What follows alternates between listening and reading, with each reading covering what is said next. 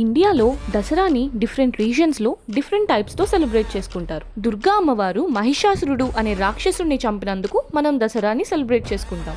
But north ఇండియాలో రావణ దహనం చేస్తారు. దీనికి రీజన్ విజయదశమి రోజు శ్రీరాముడు రావణాసురుడిని చంపాడు. సో అంత పెద్ద విక్టరీ వచ్చినందుకు రావణ దహనం చేస్తారు. ఈస్టర్న్ ఇండియాలో దుర్గా పూజ చేస్తారు. 9 days అమ్మవారు విగ్రహం పెట్టి పూజ చేసి నిమజ్జనం చేస్తారు. అండ్ మైసూర్ లో చాలా గ్రాండ్ గా సెలబ్రేట్ చేస్తారు. ఇక్కడ ఉన్న చాముండి హిల్స్ మీదనే చాముండేశ్వరి అమ్మవారు మహిషాసురుడిని చంపారు అని అంటారు. ఈవెన్ మైసూర్ సిటీ నేమ్ కూడా మహిషాసుర్ నుంచే వచ్చింది. Mysore Mahishasur because he ruled that place. Gujarat లో 9 days Garba and Dandiya dance చేస్తారు. మనందరినీ కాపాడిన అమ్మవారిని హ్యాపీగా ఉంచడానికి.